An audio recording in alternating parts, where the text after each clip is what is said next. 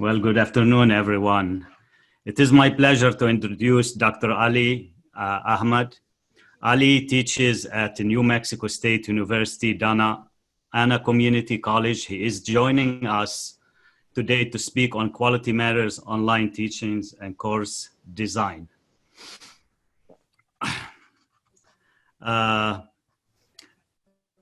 Ali has been active with the Quality Matters for many years and received many certifications that include peer reviewer, master reviewer, and program reviewer.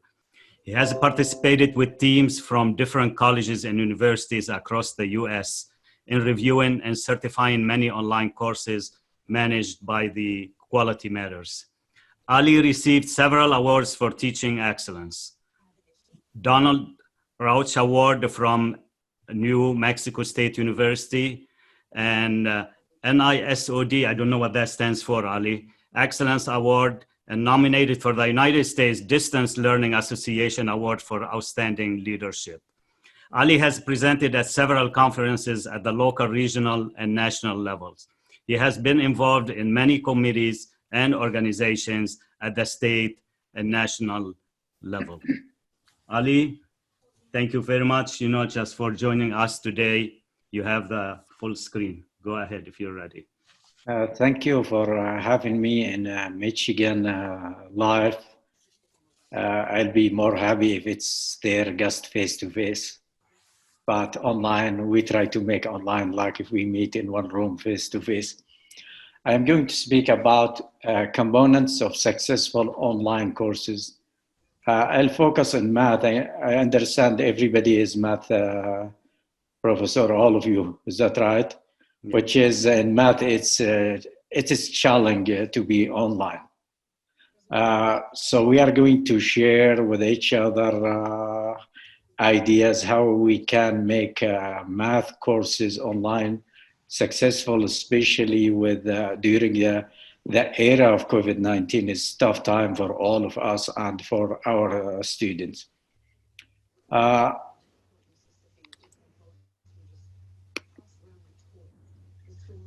first thing I'm going to start an article being published by Ashley Smith on higher ed online. It's kind of research paper about the interviews 6,000 students from community colleges. We have 10 community colleges in California. The good news include Michigan over there, Nebraska, North Carolina, South Dakota, Texas, Virginia, Wisconsin, Wyoming. This happened in 2017 and 2018. I will share with you some important components from this research. Okay, they indicate some problems that students reveal. Like 53% of them report difficulty with learning online. That's a big number, 53. 44% said the lack of interaction with faculty as a problem. There's no interaction, they said that's kind of problem. 44% is still a high number. The article also indicates some important statements said throwing course online with no real interaction is a recipe for disaster. Phil Hill, an education technology consultant. So it's mean that statement to get in my mind, we see if we teach always with MichMATYC, WebAssign, Alex, whatever the platform they use or the publishing company, sometimes we throw students there and we leave them there to do whatever they want. That's kind of disaster. That's kind of the problem when we lose our student. The retention will be bad. The failing rate will be high because the student, they get really bored. They are passive. They don't participate in learning. They do homework, quizzes, and tests. They said, oh, who cares about that? I'm tired of this. So I agree with this statement. I've been through this in my experience. I used to do this, and found out, I say, I'm doing something wrong. What's going on? Then I have to improve myself to do something different. So I will design online course system at California Community College. California, they start just to address that issue. They try to close the gap between the rate of students who complete face-to-face and online from 17% to 4%. So it looks like we are in agreement that the retention in online is less than the retention or the passing rate. Online is less than the face-to-face courses. So that's what California start to do. They would like to close the gap, and they want from 17% into 4%. I think that's a huge 13% difference. That will be a good thing. I think what they did is they start just to include more interaction, more communication, and online. Because face-to-face means you communicate with your student a lot, and the student, they communicate with each other also. Okay, if a student requires flexibility of online education in order to succeed, that's why they like, some students, they like it because they have family, they have work, they have full-time job, they need something convenient for them.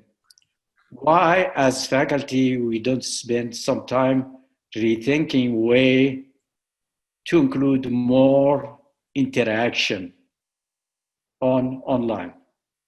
Why we don't change our design? That's what the quality matter do. Quality matter, they don't tell you how to teach because they are the expert. They don't give you the knowledge in math because you are the expert, but they help with the designing the course. So the quality matter that I am involved with is always about designing courses. So the best chance of success come when I treat online education if it was actually in class experience. So if we try to make it at least close to be like face-to-face, this means we are closing the gap. What I mean by that, in the classroom, we talk a lot to our students. We chat with them, they chat with each other. We need to do it online the same way. If we do it online the same way, we will be for sure successful. Okay, let me share with you how, that's about the article. Let me share with you how our colleagues start before the COVID-19. NMSU, New Mexico State University, and our colleague that we are branched from them, Donna Anna, they adopt this checklist. They call them the minimum expectation, basic online checklist. That's required from any instructor.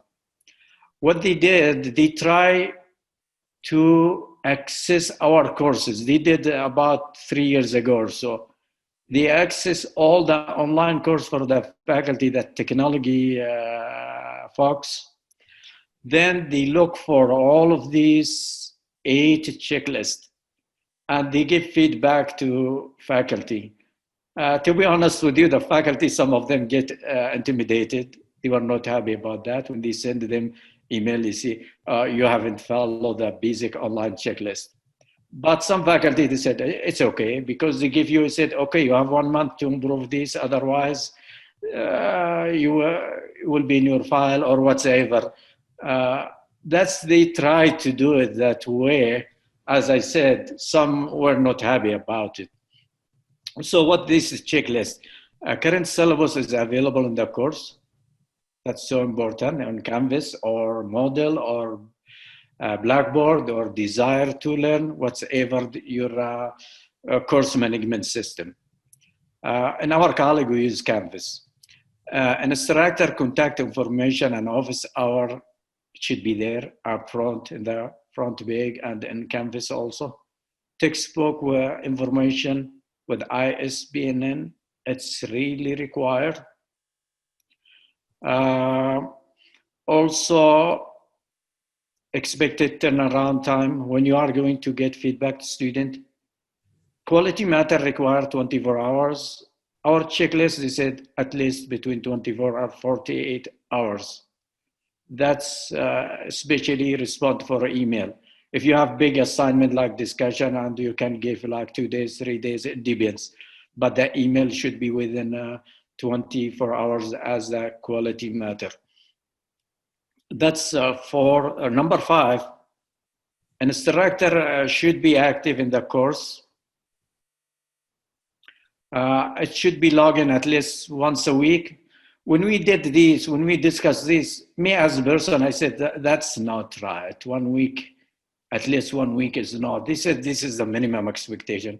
I said, the faculty should be always there because it's our job. Otherwise, we lose student. If we are not with them, it can be a problem. Checklist number 6, assignment are scheduled and have due dates. That's so important. That's what they cut. Some faculty, they don't have the due date for each assignment, where make a student confused. Then number 7, they talk about assessment should be diverse. Because our students, they are diverse. We need to have diverse assessment. We don't depend on one test. And that's what I mean by diverse assessment. It should be like quizzes, homework tests, discussion. In math, we usually do this, I think, because we know math need frequent assessment. Otherwise, students, they don't learn that concept. The last one of the basic online checklist is you should use LMS tool to support course activity and assignment, like announcement, assignment, discussion, conferences, quizzes. When we remind the student, always we use multi things, email and announcement. The student didn't pay attention. When you post for them different reminder using different thing, they appreciate that. And this is where we adopt this basic online checklist. Let me tell you why and Monsieur and Donna Anna did this. They said, students get financial aid. And we should, the financial aid requires that online courses are not correspond courses. Correspond courses is mean when you throw a student there, no deadline, no interaction, is mean that's not count online. And sometimes the university or college cannot get a financial aid for their student if it is not online. And the kind of problem also with accreditation, if there is no deadline, if there is no interaction, if there is no communication, that's why our colleague want to develop this kind of basic online checklist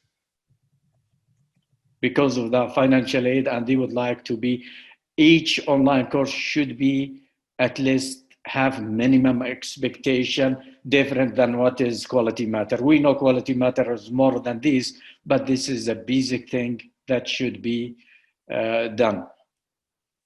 Now, during the COVID-19, most of our courses are online. So I think our colleagues said basic online checklist is not enough.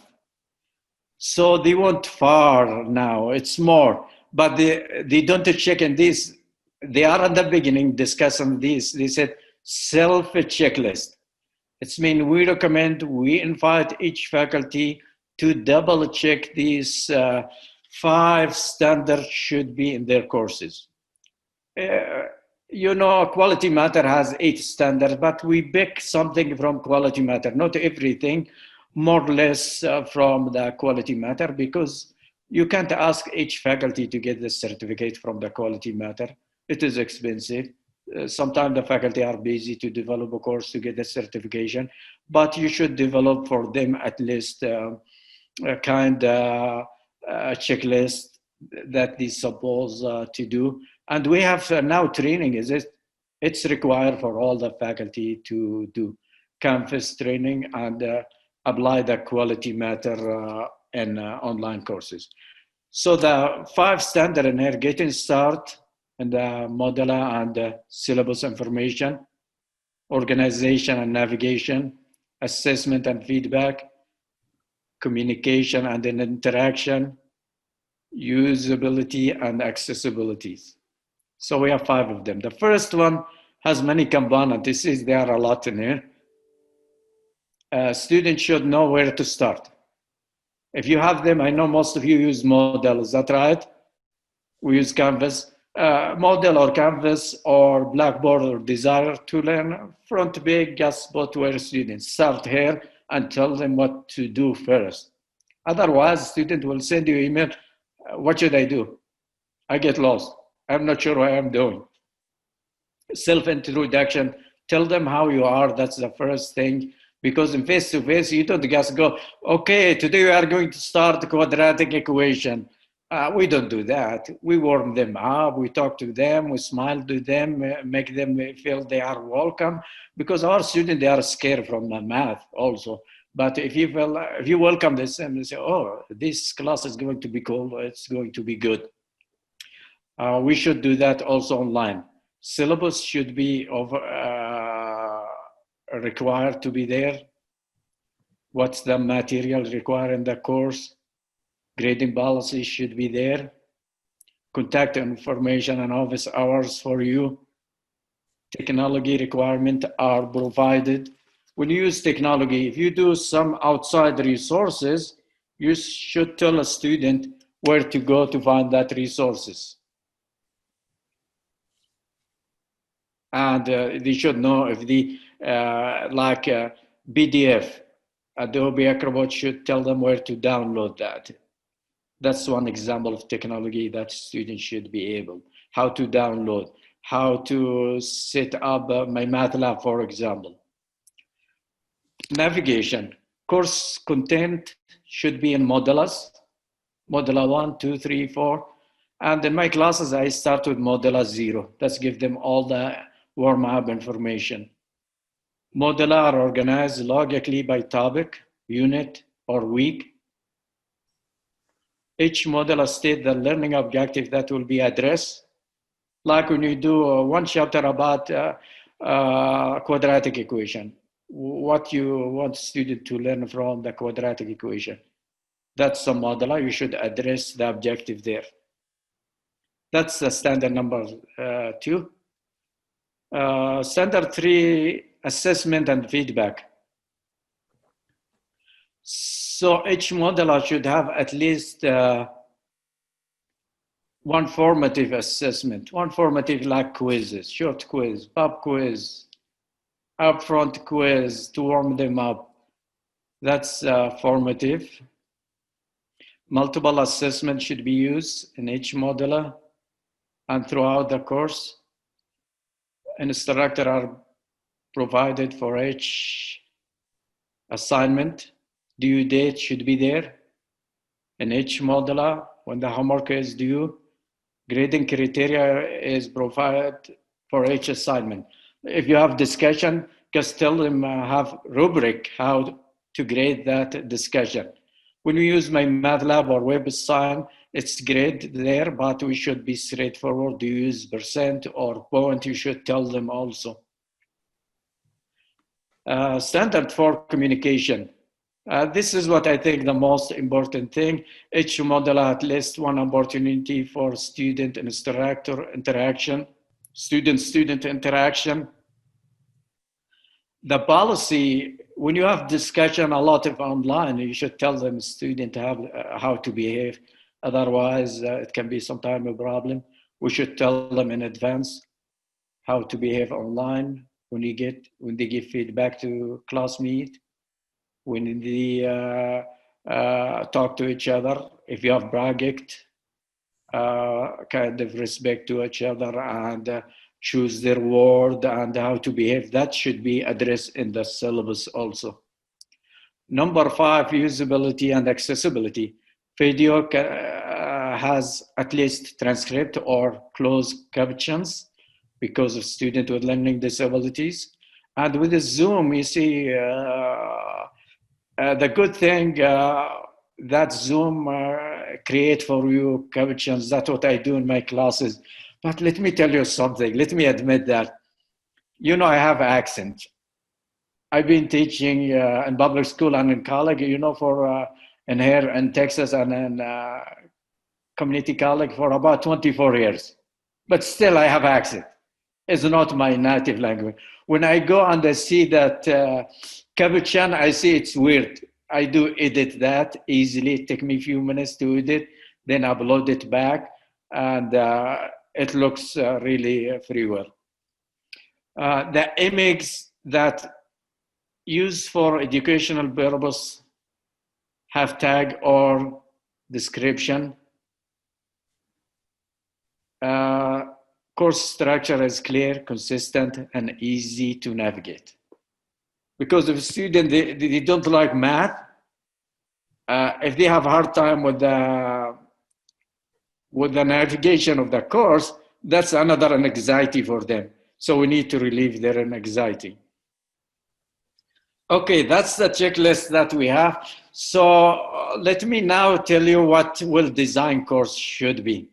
Should be interaction and being present as an instructor. That's two component things. So important, interaction. Meaningful experience, rich experience, sense of community. That's what I mean by present between you and your student.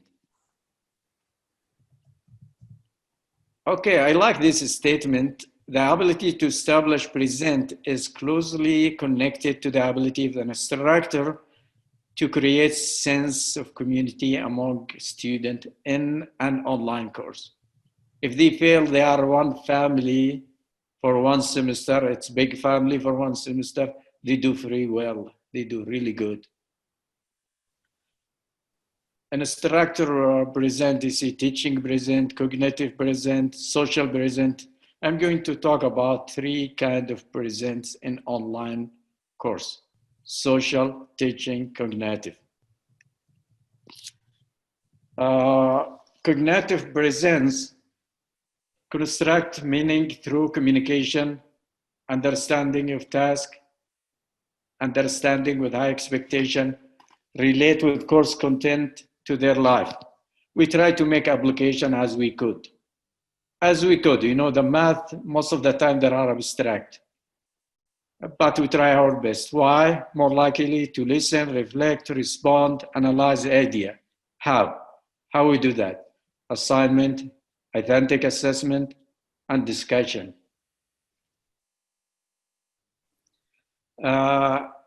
Sample assignment. That's what I do in all of my classes. When I teach online, I give them to watch video and reading material, then to write summary and to reflect on their other books. This is how assignment for them. Read the chapter resources, watch the video, and formulate your thought into written response. I give them direction. It should be at least 200 words with at least one example. When I started to do this about 5 years ago, the first thing one student told me, Dr. Ali, come on, is there a discussion in math? I said, yes. Then they love it, student. They said, this is what we learn in the course. It's not the homework or quiz in my math lab. This is what we learn in the class. And I give them big grade for this one. When they reflect to each other, you see dynamic, they talk to each other, they go, you see, hey, Alex, thank you for doing, you brought something really hard for me. Now I learn how to do it, how to find the vertex of quadratic equation in an easy way. You have a good way to explain that problem. That's how they reflect on each other. For homework quizzes and tests, assignment, you will receive immediate feedback. That's what I tell them. That's my math lab will do that, or WebAssign. About submitting your work, if necessary, I will send my feedback within 24 hours of that deadline. For discussion, you will receive your grade within 24 hours of the deadline. That's high expectation myself, but I try to do it the next day when there is a discussion. It takes me the whole day to grade. I make the deadline for them on Friday for that discussion. So on Saturday, I guess on Wednesday and on Thursday, I grade all the discussion. Now that's about the cognitive. The teaching present You need to create interest, motivation. When you talk to them, let me tell you, when I get student evaluation, regardless what class I taught, I found a really high, really, in a student. They relate that most of the interaction, communication, and being present always online. Uh, when they see, when the student know that you are there for them, they do really good. Uh, because if we wait 3-4 days to give them feedback, we lose them. They get really frustrated easily. This is, you know, our generation when we are a student, we care. This day, the student didn't care that much. Who cares about it? If you don't send them email on time, they don't do it. They don't even finish the course. Introduction video, being present with them, chat with them, email assessment, video, if necessary, web conference. Some of you, I'm sure, you use social network apps. I post this question and answer upfront in Canvas. If there is kind of problem they would like to bring to the whole class, and I reflect that. Most of the time, students, since they already have a lot of discussion, they don't use this. They would like just to give them individual feedback on email. I do that. But this is available, this forum for them, and I wrote this for them. That's tell them if you would like to, if you think your question can benefit the whole class, post it there, and I reflect on this. I'll post video. Communication with the instructor. This is what I include in the syllabus. Our primary means of communication will be online via the Canvas and the email. For any question, please send me email, and I give them just the phone number.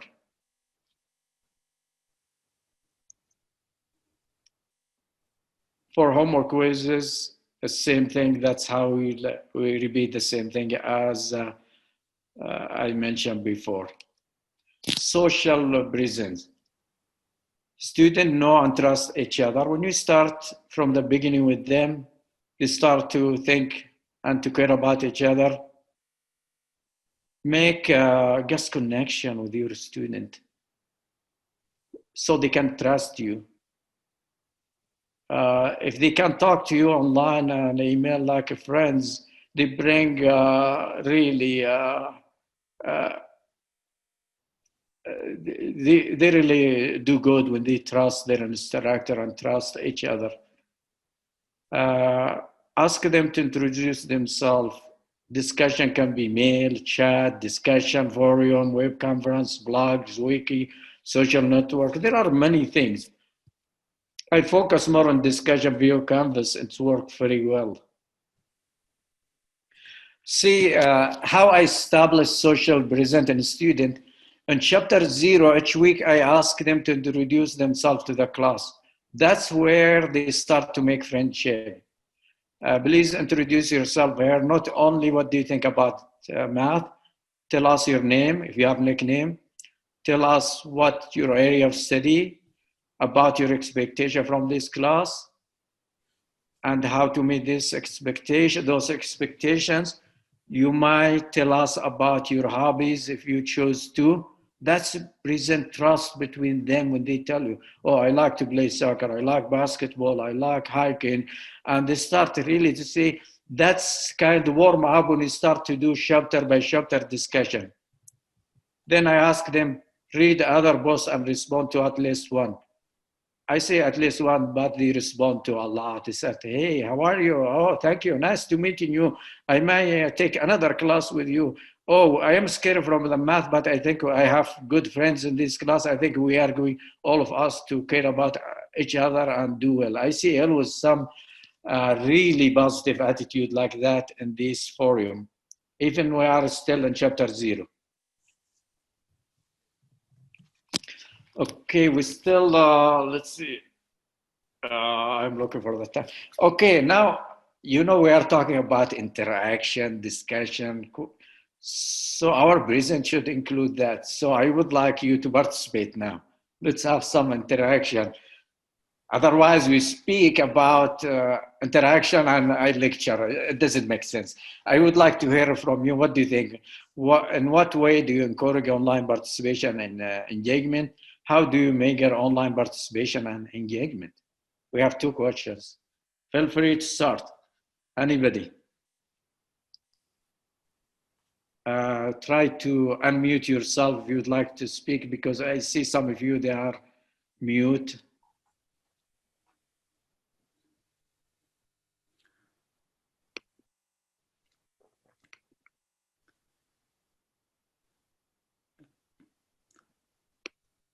I'll go there, Ali. I'll start. Go ahead, Sam, please. Yeah, I'll be honest with you. That has been a challenge, just for me. I tried so many different approaches before, and probably some of the approaches that you touched on, because I wanted to ask you, not just how effective your approach of asking students to watch a video and submit a summary and make them, just respond, just to other students.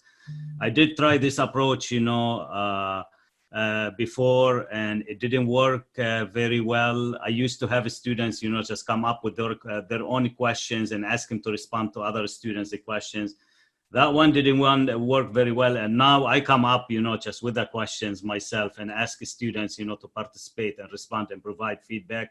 And yet I cannot have, just every single student, participate in this. And just now we were in the chat room, my colleague was asking a question: how do you get even students to interact, with each other in a course that's not synchronous, that is asynchronous, 100%, online? So I am doing, some of what you suggested, but be honest with you, it hasn't been effective, maybe because I don't award too much credit, for this part, of the grade. Maybe you should make it 20 or 25% to motivate the students. But I cannot get students, to understand how important this component is and get them, just motivated and involved. Although that could be the easiest component. You ask them usually simple, not difficult questions in the forums. But yet I just cannot motivate them. And even the motivated ones, just they go and submit a response just 10 minutes before the forum expires. I think you have a valid point. We can improve it, as you mentioned, just a higher grade. And I start to do sample posts from previous classes for them and show them. And maybe you can add to this, as you mentioned, something good.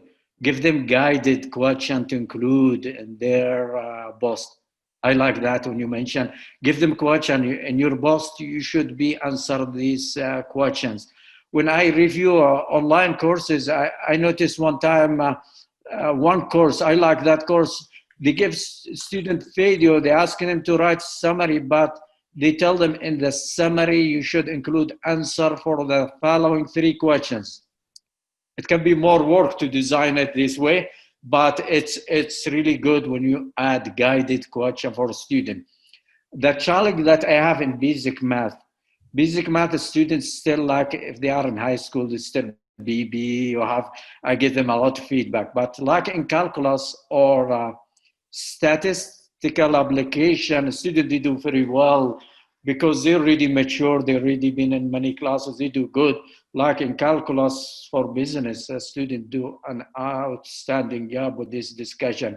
I tell them 200 words, but sometimes they do more big time with the discussion. Okay, anybody else? Please feel free to. Hi, my name is Michael Zazali.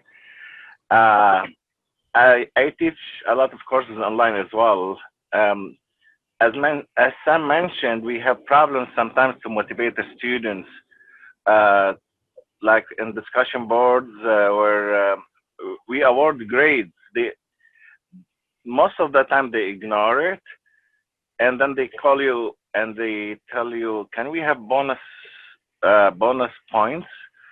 I think if you add like 1 point with each discussion, like extra, they will go for it more than they will go for for the actual board. At least they get encouraged.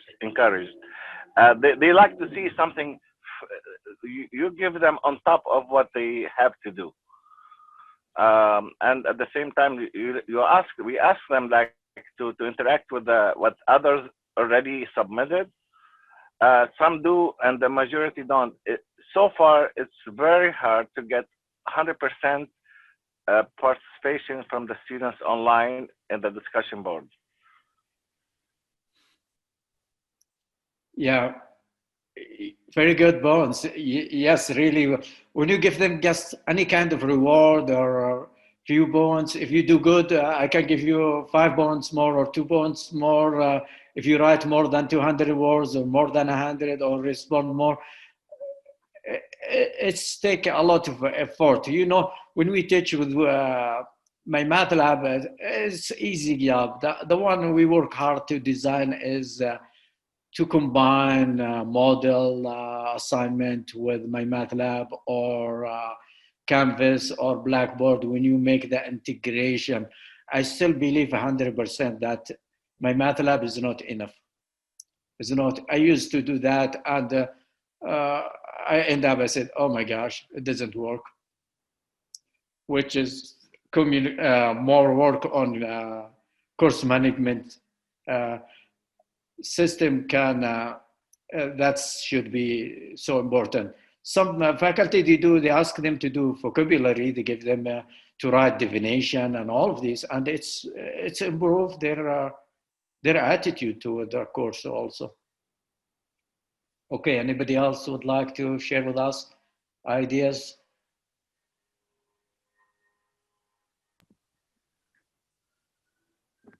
Thank you, Sam and Michael. Thank you, guys. So I haven't tried this yet, but I was listening or watching a webinar recently where the faculty member said they broke into small groups. So even in an asynchronous class, broke them into small groups in the LMS and gave them a problem, and then each person had a role. So like the first person would be like, oh, like maybe identify what type of problem it is. So if it was like a calculus course, for instance, say, oh, this one you would need to use the product rule to take the derivative or something. And then the second person's role was to actually show the work and do the problem. And then the third person's role was to check the problem or provide another way to do the problem. And so, and then like kind of having, you know, like if the group had 3 people, you'd have 3 problems, and then everyone would have a different role in each of the problems. Like I said, I haven't tried this yet, but I'm thinking about what my next semester's class are going to look like, because my discussions right now are not going well at all. So I'm thinking about how to implement that for next semester. I think this is a good idea, Barbie. This bring a student to communicate with each other. It's affect retention when they work together like this. This is another idea. It can be. I think it will be awesome. It'll be good. I hope good so. Way to do it this way. I like it, Barbie. I'm thinking about it already. That's okay. A Good good idea. We'll have to collaborate. Yeah, it requires a lot of good planning, you know, just in Yes. how you plan, you know, the questions and the parts. But it's a good idea. But it affects the student really. These kind of great ideas really they do, because you know they get bored in my math lab when they do homework and quiz. We lose them really. Yeah, but when they involve a course management system, then they go over there. They already have the idea what's going on. The reading, watching video. When they work the homework, they already know what's going on. Okay, anybody else? Well, this is Homa Gausi from Lansing Community College. Last spring, when we went online with my linear algebra and differential equation class, I was surprised with the quality and quantity of posts in both classes. And I'm thinking it could be that we had time together the first 2 months. We got to know each other, and maybe that helped. But we had really good online teamwork in both classes. That's great. But in my classes this semester, I don't have that success. Not in pre-calc. Differential equation is always okay, but not in pre-calc. So maybe in the differential equation, they are, when the student go higher, you find they are more dedicated to the work. Right, yeah. Yeah. The one we struggle sometimes is the basic math. The basic math, when the student come from high school and they still that's the hardest one sometimes. Okay, anybody else would like to share? Ollie, I actually have a question. So in terms of discussion forums or discussion boards, how do you think having one a week, or is there a certain number of discussion, like guided questions, that you should have? Like how many in a semester, 16-week semester, should we have one? Like 10, 8, one a week? I think what I do, I have in each class, I have 3 tests. So the week that have a test, I give them review to work on, not discussion. So it looks like each week we have a discussion. Then this semester, I start to do discussion for each test even. I give them material for the review and I ask them to solve one problem to share it with the rest of the class. I think it's worked very well. It's prepared them very well for the test. So I think it's each week to make it live, that discussion is so important. Because when they just feel the feeling of student that they are working together, it looks like they are face-to-face, that's affect the retention. I think 1 week should be really good. And if you prepare guided question more than what I do, I think that will be, that Sam brought that one, will be great. That's you guide them, what else? Because mine, what I do, I ask them to read, I give them video, and I give them material to read. I ask them to write summary. So it's look comprehensive for the whole chapter. Like some students ask me, should I pick one section? I say, okay, if you would like to focus on one section, that's fine. If you would like to go write summary for the 5 sections, that's fine. But if you guide them, that will be more work for you and will be beneficial for them, will improve the discussion, I think. Ali, how do you grade your discussion board? Do you have a rubric or? I have a rubric there, and I look for the example is correct. The summary is no less than 200 words, and there is a reflection. The initial boast 70%. The reflection is the easiest one. I give them 30% for that. And if there is no example there, we deduct some points. Because when they bring the example, it's from my MichMATYC or from anywhere. And I tell them, if you would like to bring something outside the material, that's fine, but you have to give credit which resource you brought. If you choose resources, should be from org.gov.edu. Don't bring something from .com. I don't like that.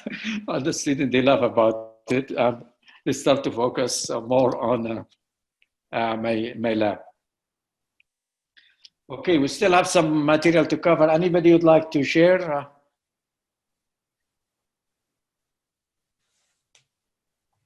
Very good. Let's see what next. Okay, the next thing is how to, once in a while we get some student with learning disabilities, and how we handle this kind of student. What should we do? Okay, so usually in face-to-face, most of the math faculty, they have files, Microsoft Word files. Now we turn that into online. Sometimes we save it as PDF, but students with learning disability like a screen reader, they can't read the material. So what should we do? It's easy to check accessibility for any Microsoft Word. You see, I include this illustration. It's easy. You click, you have the file, you click on review, then you check accessibility. The system will give you, if it's okay, they will tell you everything is fine. If not, they will open error and tips. It will tell you how to fix that error. Easy thing. So the key to start with, review, then check accessibility. Then they will the system, the word will guide you through all the error and will tell you what to do to fix them. Sound good? So far so good? How we check the accessibility? The first thing what we do, just any file, just click review, then check accessibility. The error that I said, content cannot read by student with learning disability. That's why we have error. Warning, if it's less serious, they give you warning. Tips, it's mean issue that might cause some problem. This the difference between the three things, and they give you a hint over there how to fix each one of them. The word will guide you, easy to do it, and you know it's major problem for the course, especially if you have a student with learning disability, but it's easy to fix from the beginning. You should have alternative text for picture, chart, table, shape, object, clip art. Let me see. How we do alt text? What should we do? Alternative text. How we do it? Right click on the picture. Then you see when I have stat handout, you see in here that I show you. When I prepare that, I include the scatter plot there. Then when I check the accessibility of the word, they told me you have a problem with the picture there. So what I did right click, then edit alt text. They open for me, you see this one? So you write description. This is scatter plot for what? The population of the United States, whatsoever, the distribution of student in a certain area, whatsoever your graph is about. Then after you fix this issue, the word will tell you you are okay, everything looks fine. See, it's not hard at all, just you remember this tricky stuff. How to improve the heading accessibility? Select the text. You see, I have a word in here. I have text, I wrote heading. Then I click home, then style. They give me all of these. Is it tile or subtitle? That's how we do it. Select home in Microsoft Word, then style, then make the heading style. Not tough at all. See, it's really easy when you know all of this easy thing, trick, it make your document accessible. How to the accessibility link? You see this link, if you wrote in any document like I include your organization, MichMATYC.org. You know how the screen reader read this if you wrote it, the first link I wrote? https://mic. It's weird for how the screen reader read it. They confuse them. I have one time a student, and the student who just tell me it's funny this. I asked that student to prove this for me. What do you think? He said, looks funny how a screen reader read that. How to do it? Just click on make the link. You see here, this is MichMATYC, and write it welcome to there. And when the screen reader will read it for a student with a disability, welcome to MichMATYC. Big difference when they read it for them. You know, don't say click on that link. That's not good. Click on this link is not good for them. You see, this is about creating a word. What do we do with the table? You see, I have table on here. I try to run this. How to check? You click on a tab. If it's navigate from left to right, okay, it's mean it looks like your table is really good. I'm talking about the heading in here. See, it should be, I have courses that include the textbook, either. It should be the heading there, which is, then you click on the tab and navigate through all of them. So tab, let's keep going from left to right. Then one more thing, you select the row as a header. You see, you click on table properties. You see what I choose over there? Then, and check these. You'll have two things. First, you choose the row. Then this one, and check this one will be repeat, will be check. If you do all of these, it means your table are okay. And you can check also alt text. That's how we do with Microsoft Word. Then when you're done and everything, Microsoft Word give you okay. It takes you just a few minutes. It's not time consuming. Then you'll say, okay, your document is okay. You can save it as PDF file and publish that to your course management system. Okay, let's have some discussion. What do you think? Should we have discussion about, we still have about 7 minutes. It looks like we managed that time very well. Let's have discussion, and same time, this is the resources that I have. There are videos in Microsoft Word about support for Microsoft, how to deal with accessibilities, about 5 videos.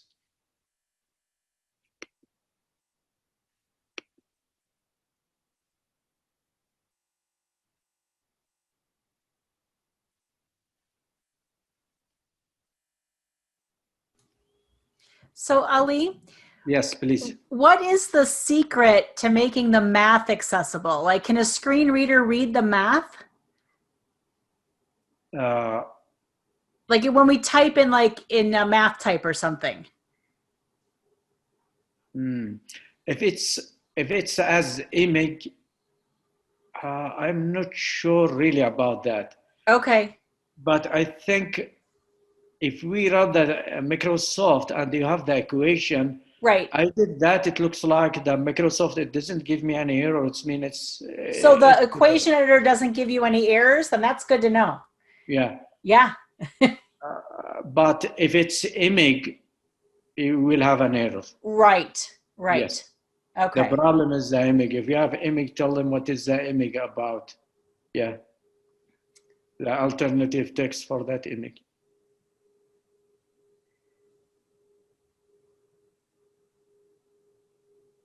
Okay. Any comment, discussion? We still have some few minutes. We still have 5 minutes. Julie, it looks like we managed that time very well. Is that right? You did a great job. Oh, you thank sure you. did. I appreciate it. Thanks. Any questions for Ali?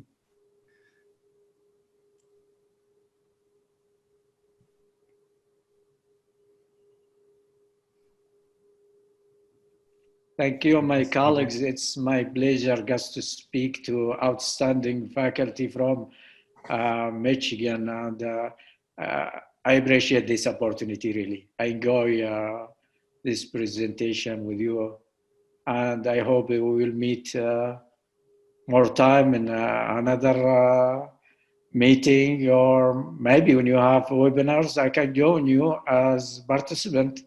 Maybe Just invite me. I'll be glad to be with you guys and ladies. That'd be well, great. Thank you, Ali, for taking the time to present on quality matters. Yeah, that was interesting presentation. We learned quite a bit, from it. Thanks again. Thank you. You're yes, welcome. thank you. Thank you. Thank you.